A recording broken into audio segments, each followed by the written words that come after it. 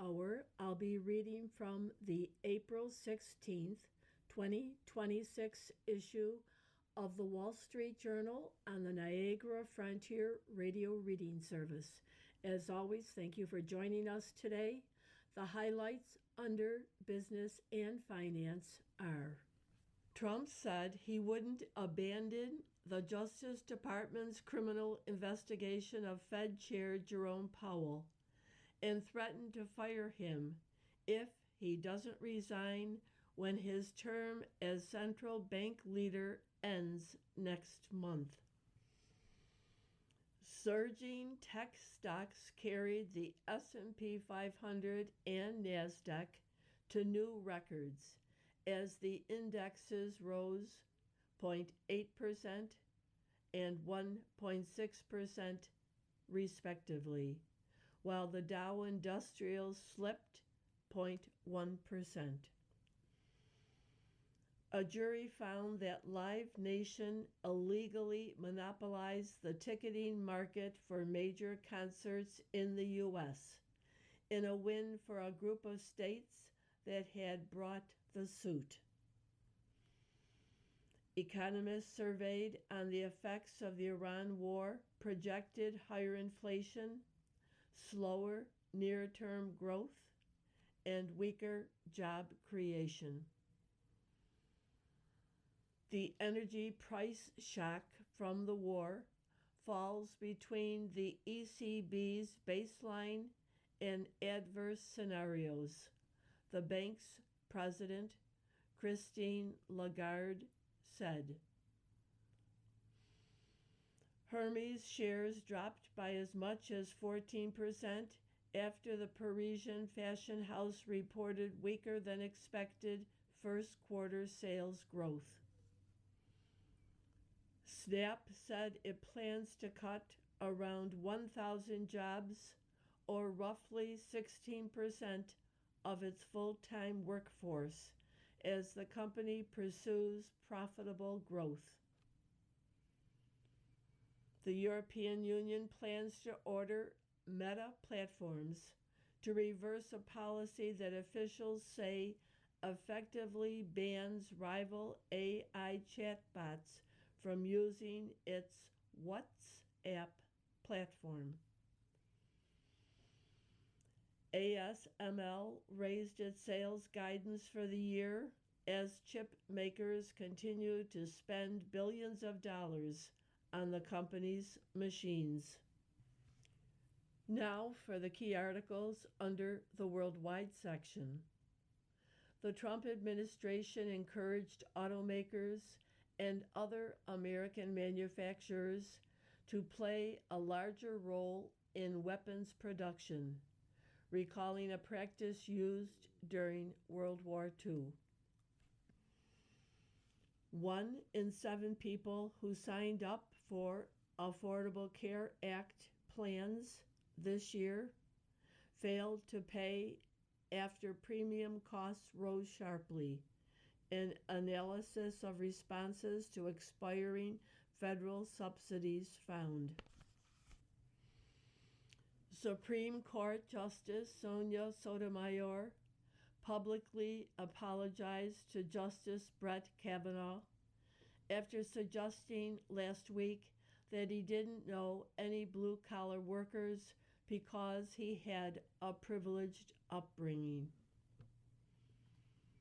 The FTC and 8 states reached a proposed settlement with ad companies to resolve whether the firms erred by coordinating boycotts against media platforms.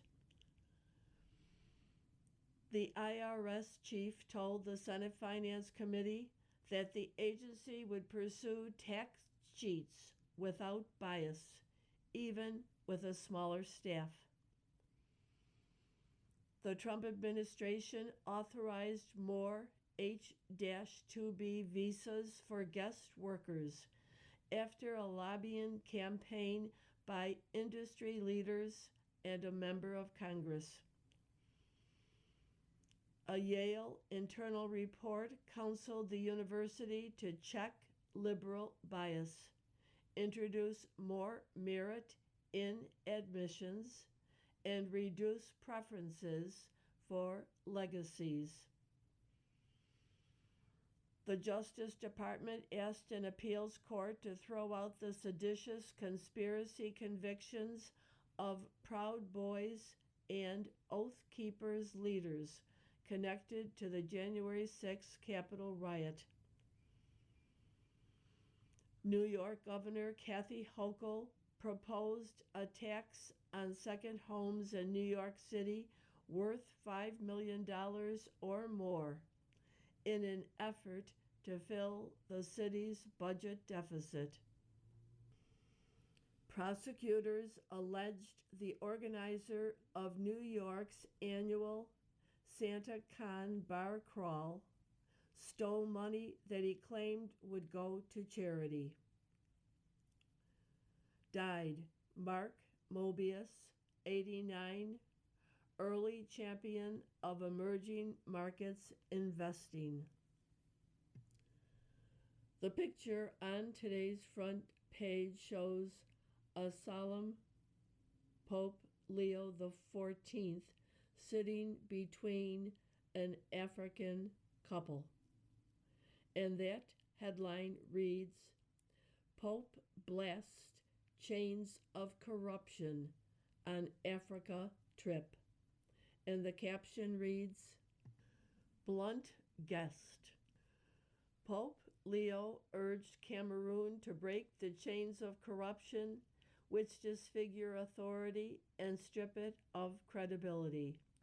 President Paul Biya, who won an October contested election, and his wife Chantal hosted the Pope in Yaoundé on Wednesday. Articles from the front page follow. Pentagon courts U.S. industry to boost weapons production. Top defense officials have held discussions with automakers, other manufacturers. By Sharon Turlip and Marcus Weisgerber.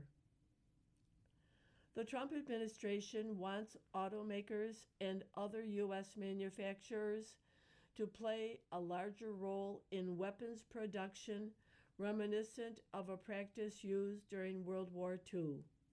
Senior defense officials have held talks about producing weapons and other military supplies with chief executives of several U.S. manufacturers, including GM's Mary Barra and Ford Motors' Jim Farley. People familiar with the discussion said. The Pentagon is interested in enlisting the companies to use their employees and factory capacity to increase production of munitions and other equipment after the wars in Ukraine and Iran have depleted stocks. The talks with the companies were preliminary and wide-ranging, the people said. GE Aerospace and vehicle and machinery maker Oshkosh were also among the companies involved in the talks with defense officials. The Defense Department is committed to rapidly expanding the defense industrial base by leveraging all available commercial solutions and technologies to ensure our war fighters maintain a decisive advantage, a Pentagon official said. The discussions are the latest by the administration to put military manufacturing on what Defense Secretary Pete Hegseth has called a wartime footing. Discussions started before the conflict in Iran, the people said. Trump threatens Fed chief, imperiling transition. President weighs firing Powell, backs probe as Warsh faces a Senate roadblock. By Nick Timiraeus and Matt Grossman.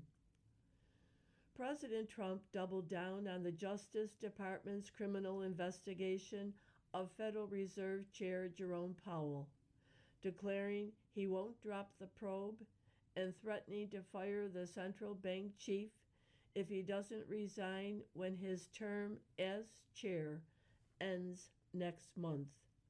The president's defense of the Powell investigation and federal prosecutors' surprise visit to the central bank headquarters on Tuesday threatened to delay the Senate's confirmation of Kevin Warsh, the president's nominee to succeed Powell. Warsh's confirmation faces a roadblock led by Senator Tom Tillis, Republican from North Carolina, who has vowed not to advance any Fed nomination out of the Senate Banking Committee until the Justice Department ends its probe of the Fed chair. Powell has criticized the investigation as a pretext for punishing the central bank for not lowering interest rates, as Trump has wanted. Powell's term as Fed chair ends in a month. However, he has the option to remain as a voting member of the Fed's board until 2028. Trump, when asked in a Fox Business interview that aired Wednesday morning about Powell staying on at the Fed, said, "Well then, I'll have to fire him, okay?" Last month, Powell said he had no intention of leaving the Fed until the investigation is well and truly over, with transparency and finality. If a successor as chair isn't confirmed by the Senate by May 15th, he has said he would continue to lead the institution as chair pro tempore. Fed officials are protected by law that limits the reasons they can be removed. The Supreme Court is now weighing the bounds of that law as it prepares to rule on another case stemming from Trump's attempt to fire a different Fed official. The Justice Department investigation is examining whether Powell lied to Congress in testimony about a Fed building renovation. Powell said the investigation imperils the Fed's independence and risks allowing the nation's monetary policy to be directed by political pressure and intimidation. Several Senate Republicans also criticized the investigation when it was launched early this year. When asked why he wouldn't end the DOJ probe to clear a path for Warsh to secure confirmation in the Senate, Trump repeated his grievance over construction cost overruns. "Don't you think we have to find out what happened there?" he said. Warsh's confirmation hearing in the Senate is scheduled for next week. For Warsh, the spectacle carries a particular irony. He is no stranger to a bruising nomination battle. As a college intern, he worked on Clarence Thomas's Supreme Court confirmation in 1991. As a White House aide in 2005, he helped shepherd Ben Bernanke's uneventful but heavily scrutinized confirmation to succeed Alan Greenspan as Fed chair. Now the fight is his own, and the immediate obstacle isn't Democratic opposition or policy disagreements, but a criminal investigation cheered on by the president who nominated him. The congressional hearing is set for Tuesday, leaving 24 days for the Senate to confirm Warsh before Powell's term as chair ends. You are listening to a reading of articles and features from the Wall Street Journal on the Niagara Frontier Radio Reading Service. Iran's radical new leaders. The war fast-tracked the ascent of hardliners and apocalyptic religious followers. By Margarita Stancati, Benoit Falcon, and Henna Musavi. On March 13th, a massive billboard appeared in Tehran's Enclave Square. It showed Iran's newly selected supreme leader, Mojtaba Khamenei, standing in a trench and instructing commanders of the Islamic Revolutionary Guard Corps to fire missiles at their enemies. The text suggested the mission is divinely inspired, comparing Khamenei to Imam Ali, a revered Muslim figure known for his legendary victory over Jewish tribes. For opponents of Iran's regime, the image is a visual representation of their worst nightmare, a militarized Iran ruled by a younger, hard-line leader, where the Revolutionary Guard plays an even more dominant role. The U.S. and Israel launched the war with the hope that killing top Iranian officials, starting with Mojtaba's father, Ali Khamenei, would create the conditions for regime change, or at least the emergence of leaders more willing to bend to America and Israel's interest. In an address to the nation 1 month into the war, President Trump called the new leadership more reasonable. Instead, the void is being filled by radical new leaders who have shown little interest in political compromise at home or abroad. The war changed the regime, and not in a good way, said Danny Citrinovich, who formerly headed the Iran desk for Israeli military intelligence. We created a reality that is worse than what Iranians were facing before the war.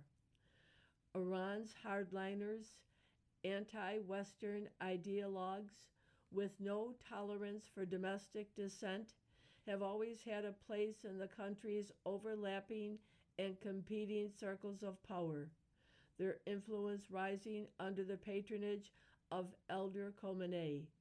But they now dominate Iran's political and military leadership, energized by a war that many of them believe presages the return of a Shiite Muslim Messiah. At the center is Mojtaba Khamenei, who was chosen by clerics after surviving the airstrike that killed his father and several other members of his family. He hasn't appeared in public since his appointment last month, fueling speculation that he was so badly injured he might not be involved in the day-to-day running of the country.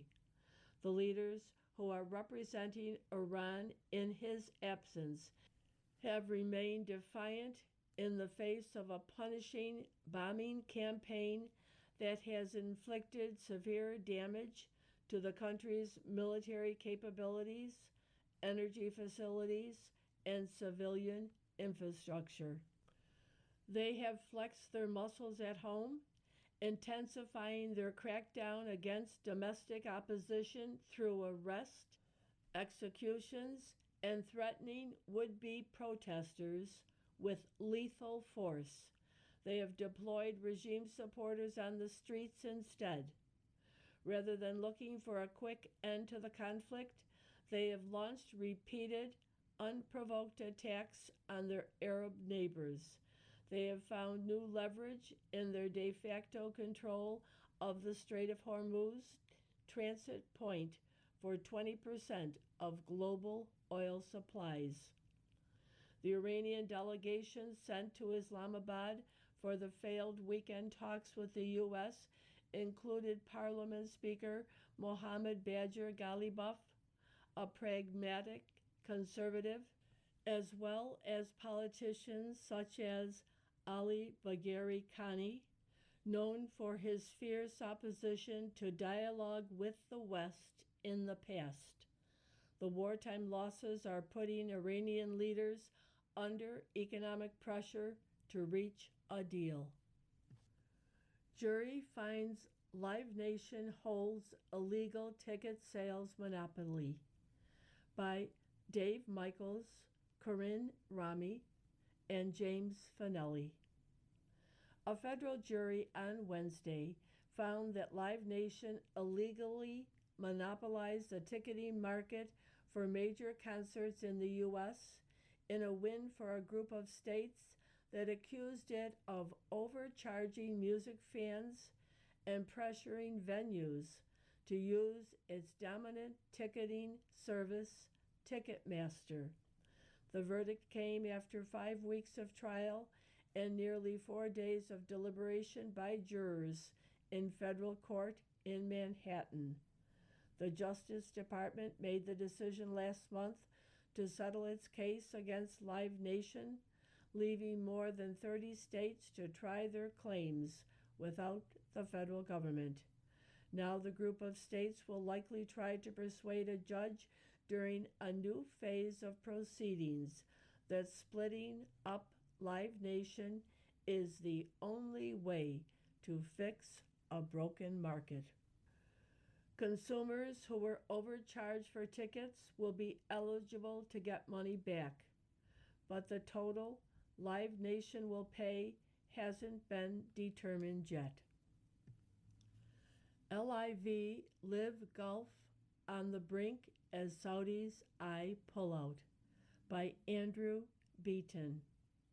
The breakaway faction that split the Gulf world in two is on the verge of surrender. Saudi Arabia's sovereign wealth fund is close to abandoning its backing of Live Golf after years of hemorrhaging money and struggling to find a meaningful television audience, according to a person familiar with the matter. Launched in 2022, LIV or Live lured in a collection of stars from the established PGA Tour by committing billions of dollars and plunged the sleepy business of men's professional golf into cutthroat competition. As Saudi Arabia's public investment fund considered pulling the plug, more than 50 LIV players were in Mexico on Wednesday, ahead of a mid-season tournament due to begin on Thursday. With players on the grounds at the Club de Golf Chapultepec outside Mexico City, rumors swirled about when they might receive a final decision, another person familiar with the matter said. As the Saudis weighed a decision, there were no guarantees that Live would fold completely, as discussions could change. Now for other articles within the paper. Americans get bigger refunds this year. The latest tax law offers 4 new major deductions, but taxpayers may not notice an obvious windfall this filing season. By Ashley Eberling. Americans are getting bigger refunds or owing less this tax season, but they might not know it. The Republican tax law passed last summer is set to dole out over $100 billion in relief this year, including to many people scrambling to meet Wednesday's tax filing deadline. Americans are getting new tax deductions for overtime, tips, and being over the age of 65.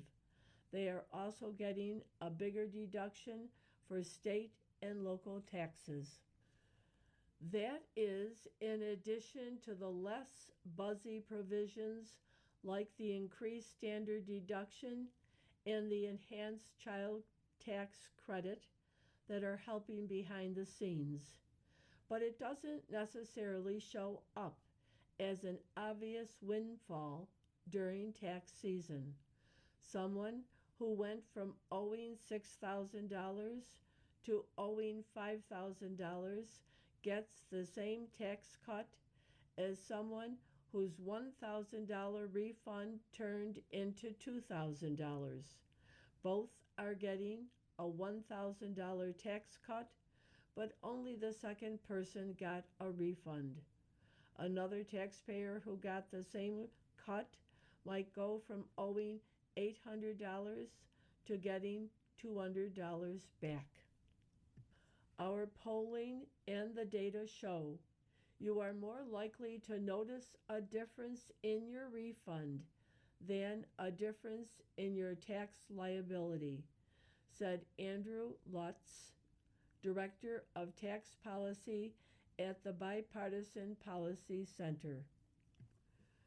The Internal Revenue Service has been paying out refunds at a steady clip, with the total number of refunds up 3.1% through April 3rd versus the same period last year.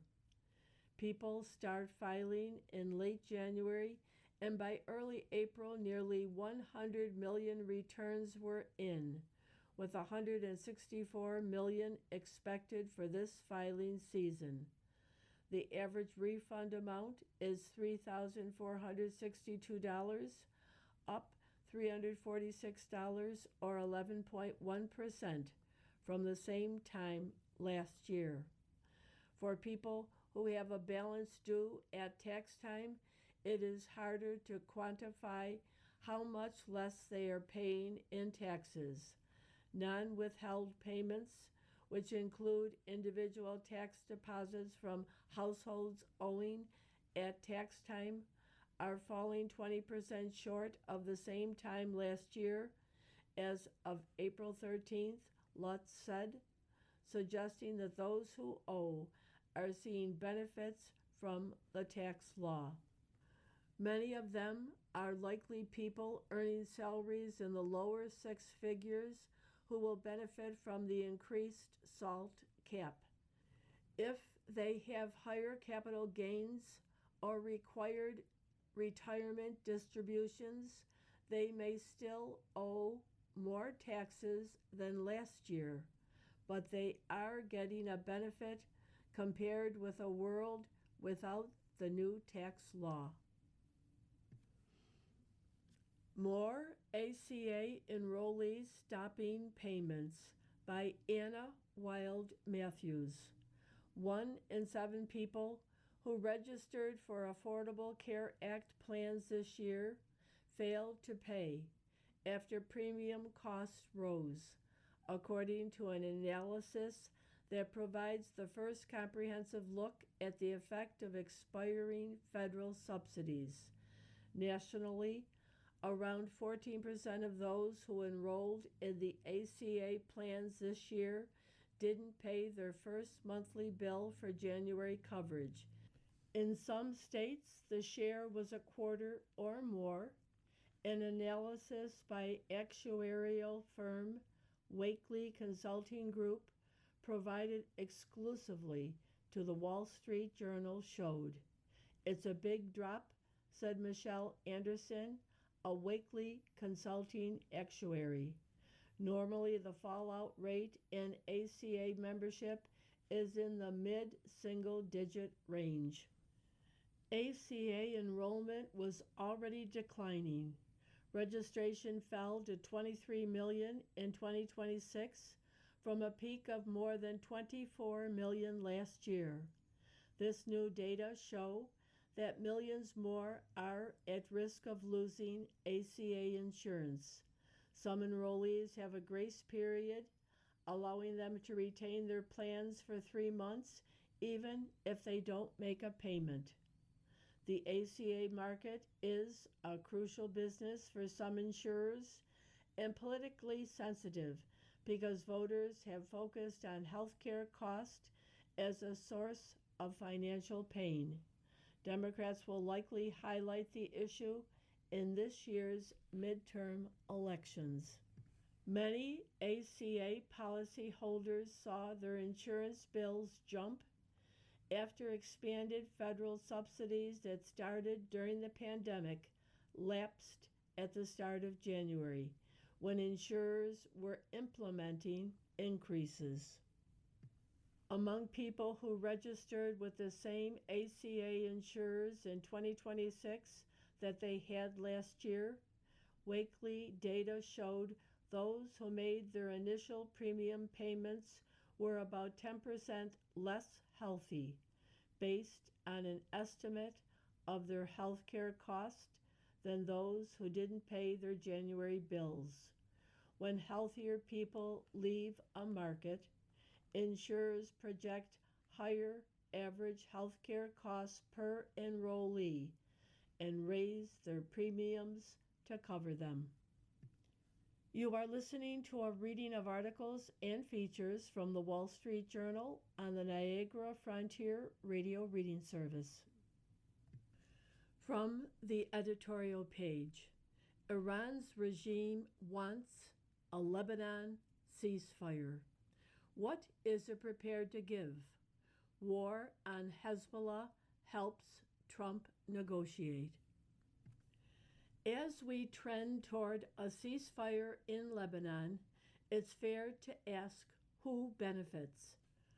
The narrative that Israeli fighting against Hezbollah terrorists obstructs U.S.-Iran diplomacy gets it backward. Israel is giving the U.S. leverage. Hezbollah started the war on March 2nd by firing on Israel.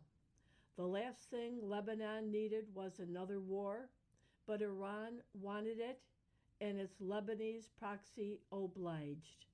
Then, after Iran's April 8th ceasefire deal with President Trump, the regime didn't open the Strait of Hormuz, but insisted on new conditions.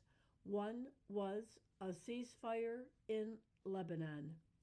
Iran now needs to bail out Hezbollah, which is taking substantial losses. Israel is mere days from achieving full operational control of Bint Bail, the capital of the resistance, as Iran's anti-Israel terrorist axis styles itself. Iran's need for a ceasefire in Lebanon isn't America's. Hezbollah has American blood on its hands and is one of Iran's most powerful tools of coercion. Every need of Iran's regime instead spells U.S. opportunity. If the regime wants attacks on Hezbollah to stop, what is it prepared to give up in return?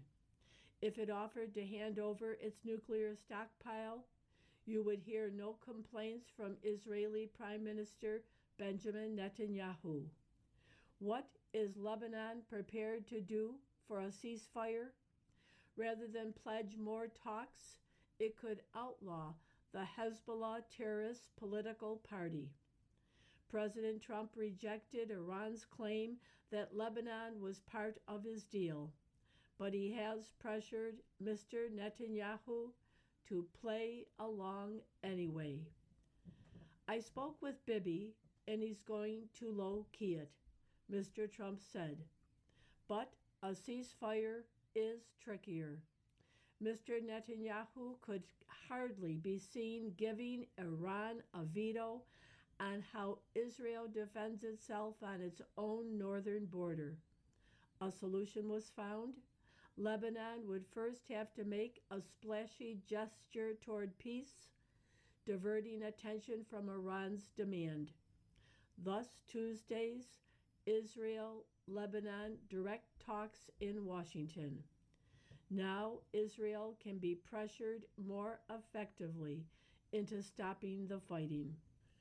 But, as the analyst David Dowd points out, Beirut already offered such talks early in the Lebanon war. Jerusalem wasn't interested, and neither was Washington. Stop with the bull BS was U.S. Envoy Tom Barak's blunt reply, Axios reported.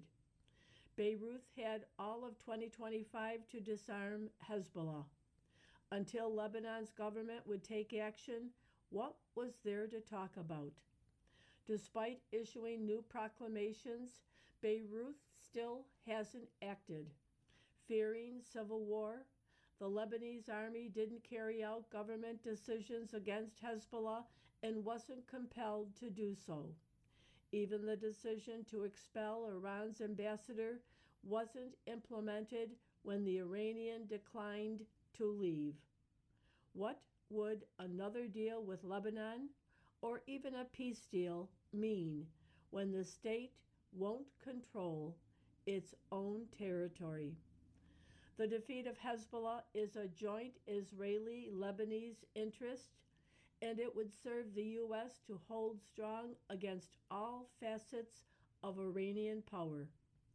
Europe shares that interest, but many of its leaders feel otherwise. UK Prime Minister Keir Starmer said, Israel's bombing of Hezbollah is wrong and should stop now. That's the Iranian line. From the opinion pages, we're disappointed in all of you. Voters, desperate for trustworthy polls, get Swalwell's scandal and Trump as Jesus, by Karl Rove. It's all so sordid.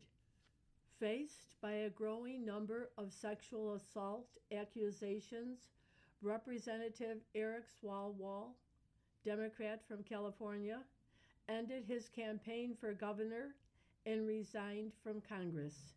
It was the only way to stop a House Ethics Committee investigation in which we would likely have heard even more allegations that would sicken our souls.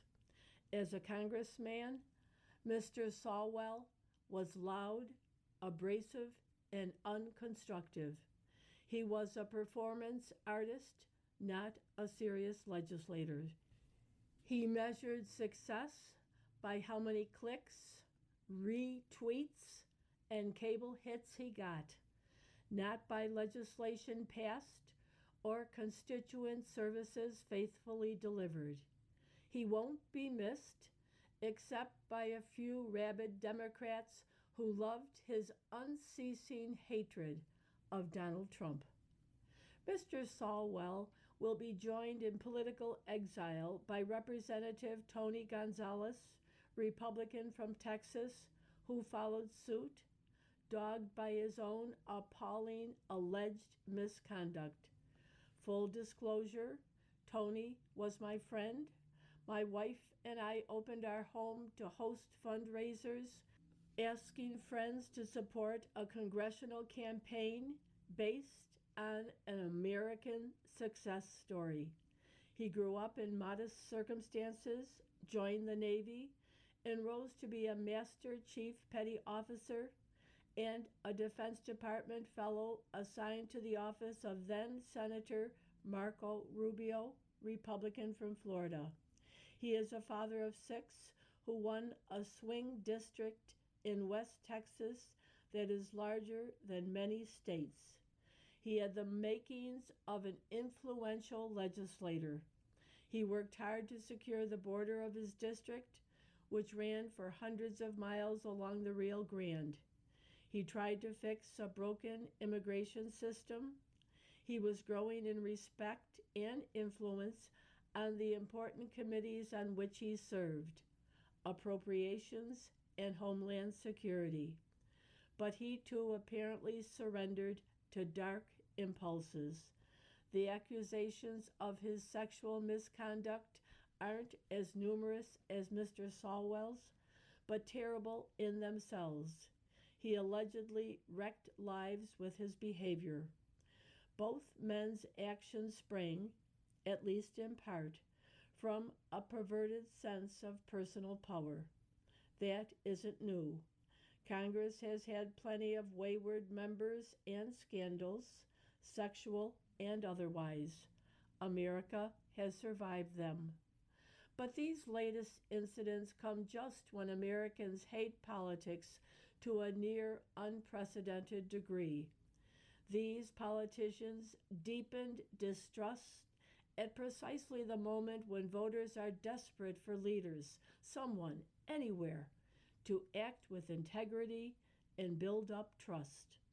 That's why it's so sad that the president, after making a vulgar Truth Social post on Easter about the Iran war, followed by a declaration that a whole civilization will die tonight, would think Sunday evening a good time to post an image depicting himself as Jesus, dressed in white robes, hand glowing, angels around him, healing a bedridden man. Faced with blowback from Christians, he deleted the post Monday, claiming, "I thought it was me as a doctor and had to do with Red Cross." As a Red Cross worker there, which we support. His lame answer didn't calm the criticism. It only made things worse. He should have fessed up and apologized. It didn't help that Mr. Trump posted the image after attacking Pope Leo XIV on Truth Social. The president called the Pope terrible for foreign policy and weak on crime, later adding that Leo likes crime, I guess. Mr. Trump even claimed credit for the Pope's selection, saying cardinals thought that would be the best way to deal with President Donald J. Trump.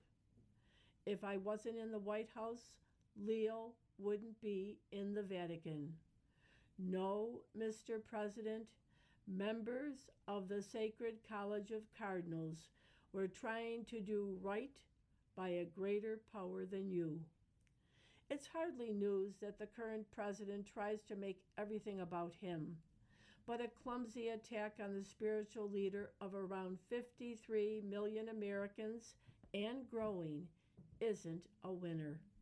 As voters grapple with the inflationary impact of an unpopular war, Mr. Trump should focus on explaining why his actions against Iran are righteous and how his economic policies will spur prosperity.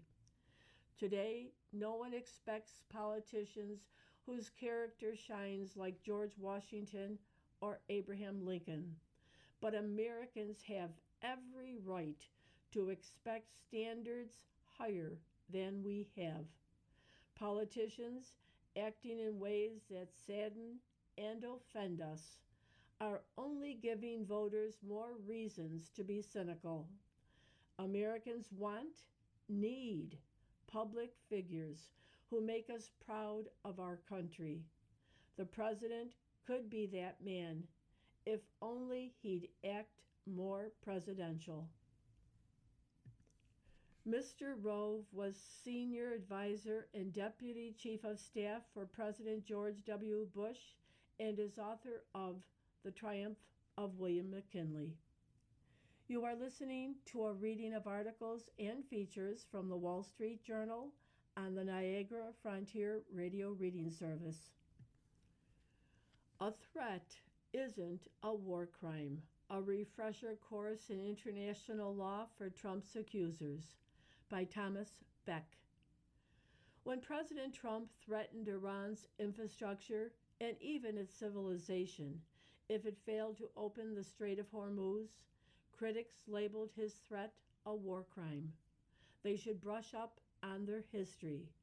When nations are openly engaged in armed conflict, as the U.S. and Iran are, neither the threat nor the execution of large-scale attacks on infrastructure has been prosecuted as a war crime.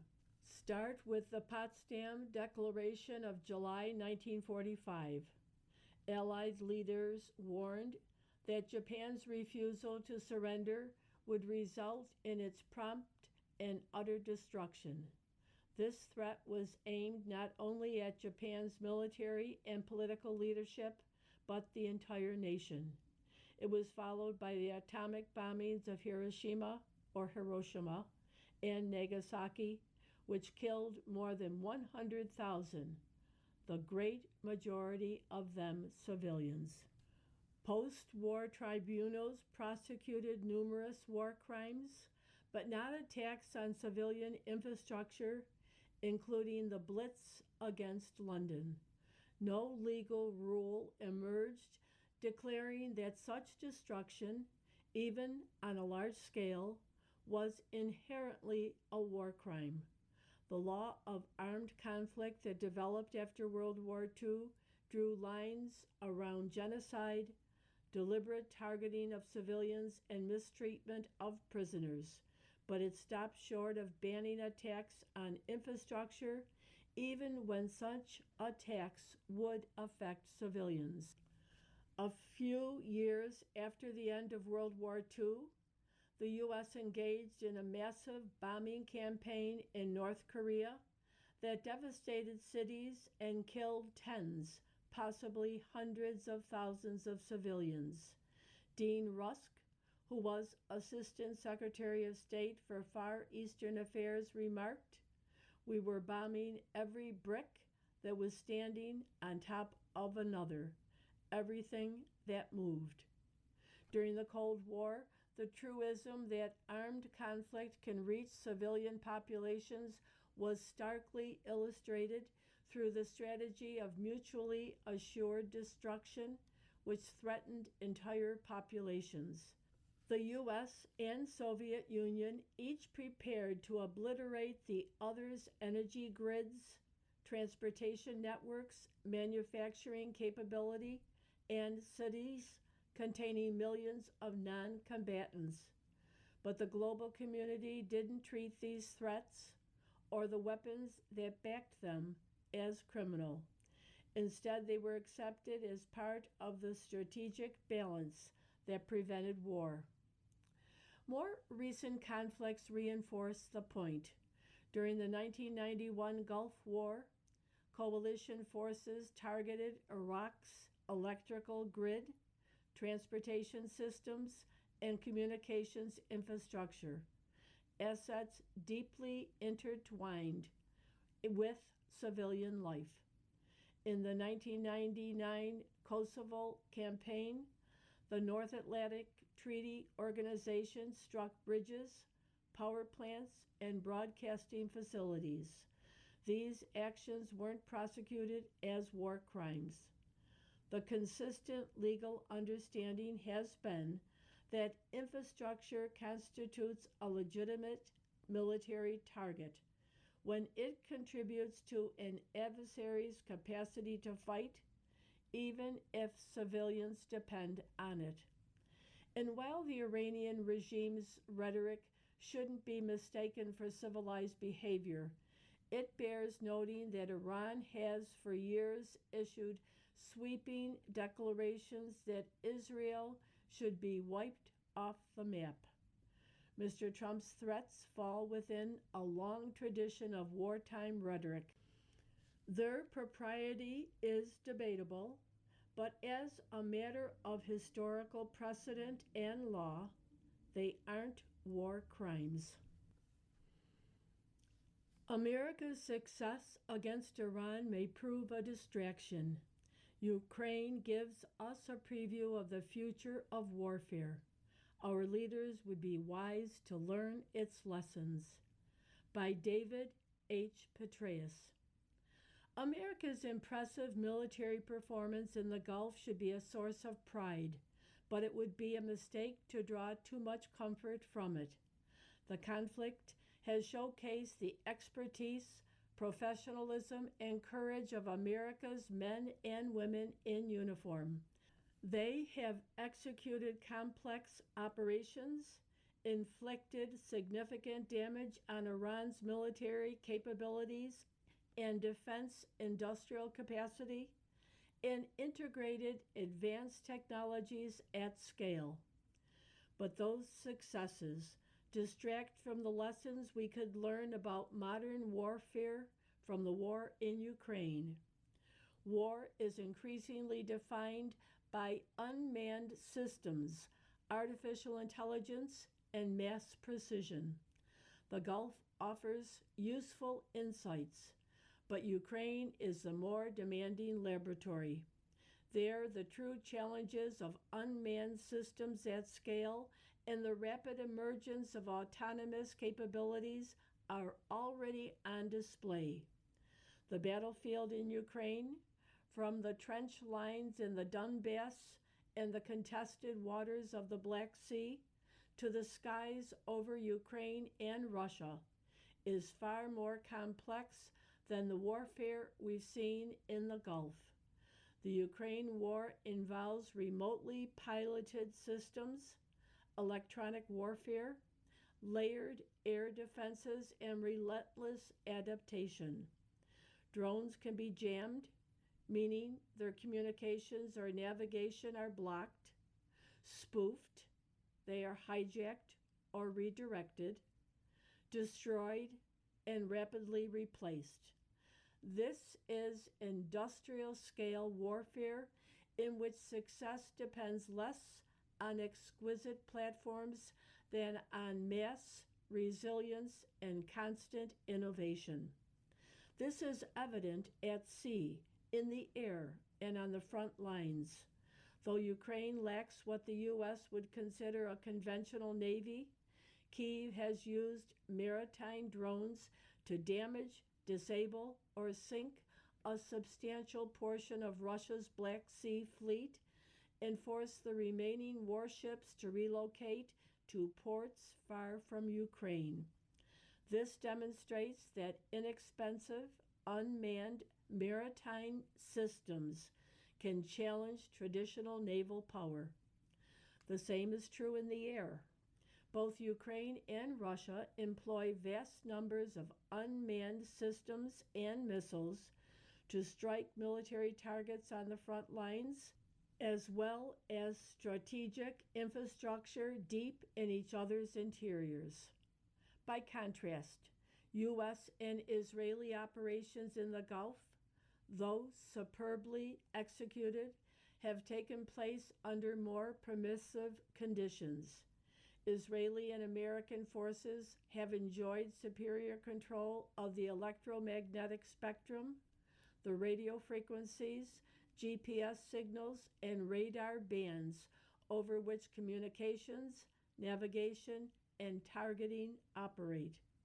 The adversary has had limited ability to contest operations across domains at scale, while Iranian missile strikes and drone operations have inflicted significant damage.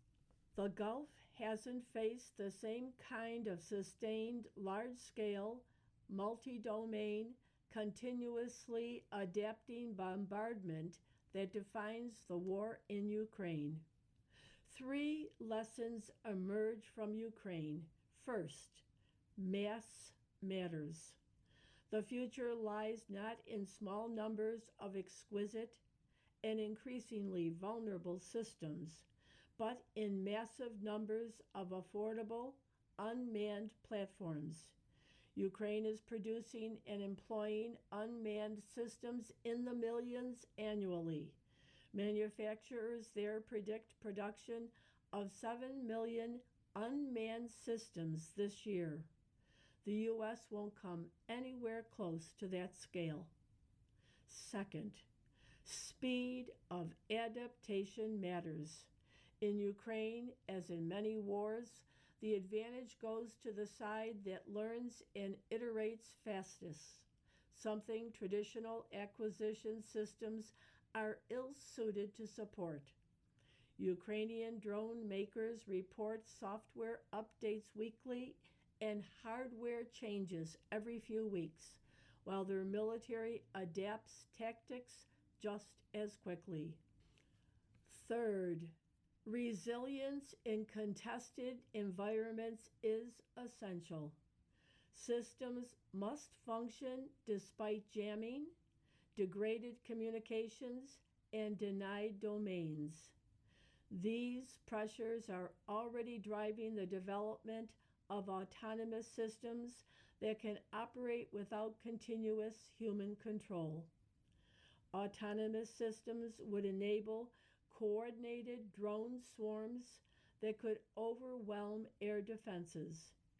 Even sophisticated U.S. and allied defenses in the Gulf have been challenged by Iran's drones and missiles, most of which still depend on communications links that could be disrupted. Autonomous systems that require no such links and can coordinate with each other in a fight will pose a far greater challenge to a defender. Our military services need rapid, sweeping change driven by new concepts of warfare across all domains. Those concepts should reshape how we organize, train, operate, educate, and procure. We have to learn faster to be ready for the most demanding scenarios. The Gulf conflict demonstrates what American forces can achieve from a position of strength. Ukraine has shown what war looks like from a more vulnerable position when that strength is contested at scale. The performance of our forces should inspire confidence. The lessons of Ukraine should instill urgency. We will need both. Mr. Petraeus, a retired U.S. Army general, commanded the surge in Iraq, U.S. Central Command, and the coalition forces in Afghanistan. He served as director of the Central Intelligence Agency 2011 to 12 and is co-author of Conflict: The Evolution of Warfare from 1945 to Gaza. He is a partner with KKR, whose investments include defense and technology companies. Now for money rates. A 5-year CD was 1.68%, now 1.69. A 30-year fixed mortgage was 6.49, now 6.42%. A 15-year fixed mortgage was 5.89%, now 5.83. Jumbo mortgages were 6.49, now 6.46%. A 5-year adjustable mortgage was 5.95%, now 5.94. A new car loan was 6.93%, now 6.94. The Pepper and Salt cartoon shows an ark filled with animals and 2 giraffes' heads sticking out of a window as it is pouring rain. And one says, "I kind of miss the antediluvian world before the floods." You've been listening to a reading of articles and features from the April 16th, 2026 issue of the Wall Street Journal. We read from the Wall Street Journal every Monday through Thursday at 11 p.m. Your reader has been Corrine. Thank you for listening. Have a wonderful weekend.